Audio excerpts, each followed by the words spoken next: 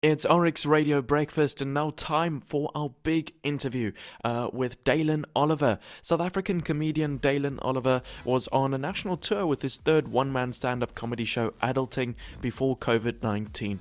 But you can stay laughing with him during lockdown by heading to Showmax, where you can watch one of his 3 stand-up comedy specials: I Came, I Taught, I Left, Face for Radio, and Day Zero, the Water Shortage Comedy Tour.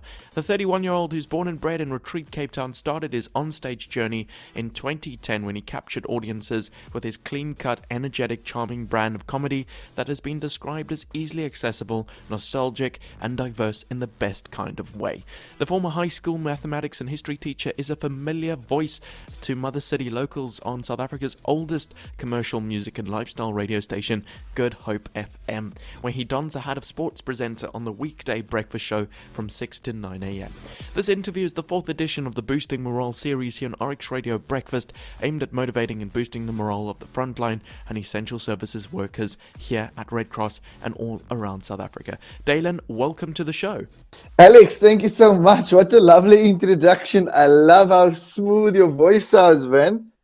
Awesome. Thank you so much for joining me on the show. We've got a couple questions here, and they are all from different Oryx Radio reporters and some healthcare workers. So the first one is from Sadiq, and he asks about you being a former teacher, and he asks, what made you leave your teaching career? Well, Alex, it was my love for comedy. So just to give you a quick, brief background, I studied for long, right? I studied about 5 years up at UCT, qualified as a maths and history teacher, and then I taught for even longer. I taught for about 5 months. I'm teasing. So it was a short stint. I only taught for 5 months. But during that period, what had happened was I was doing a temporary teaching post, and I'd known that I was going to start stand-up comedy full-time shortly and radio full-time shortly. So from about Jan, Feb till about April, May in 2013 it was when my teaching stint was.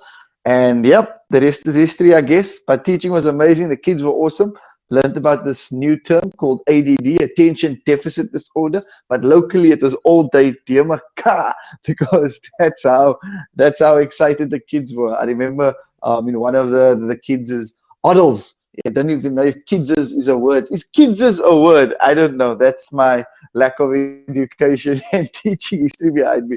But the one kid was telling me about this new area that he discovered during the holidays. He called the area Lagawe. And I said, where's Lagawe, my boy? He said, it's near the airport. I said, no, that's not Lagawe.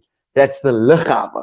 So yeah, enjoyed my short stint. Still love education and want to be involved as much as possible, but unfortunately the comedy bug bit. That's awesome. We've got a question here from Eleonora, who's a physiotherapist at Red Cross, and she asks, what would you like to say to boost the morale of healthcare workers who are on the front lines and working during this time? To the frontline workers, thank you so much. Like, you are the heroes and heroines of this country, of the world. Thank you for inspiring us, and thank you for going out there every day and making a difference. Pre-COVID as well, thank you for making a difference even more now during COVID-19. Thank you for being selfless. Thank you for your time. Thank you for your energy. Thank you for having hearts bigger than we could ever have had. So I really appreciate it.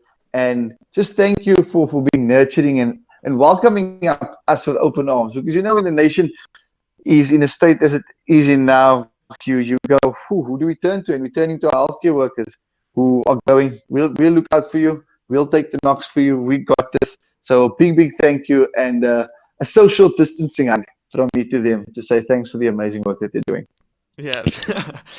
We also believe, Dalin, you've been growing your hair and mustache, which is unlike you. We thought it's impossible because you're bald. Alex, I love your roasts. Nice one. Yeah, bro, I am growing my hair. So, for the longest time I've been bald. I haven't had any facial or actual hair since I'm about 16, 17. And now I've grown my hair. And for the kids listening, to give you a visual reference of who I look like. Gargamel from Smurfs, the bad guy.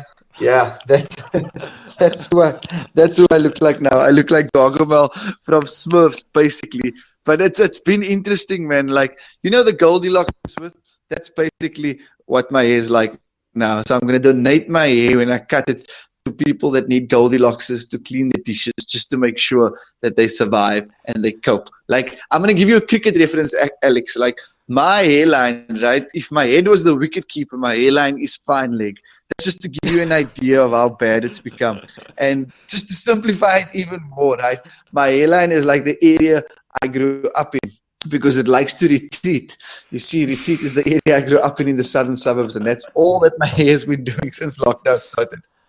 Oh, wow. Another question here from Yusra and Nasira. How do you manage to lift people's spirits up despite the fact that the world is facing such a terrible crisis?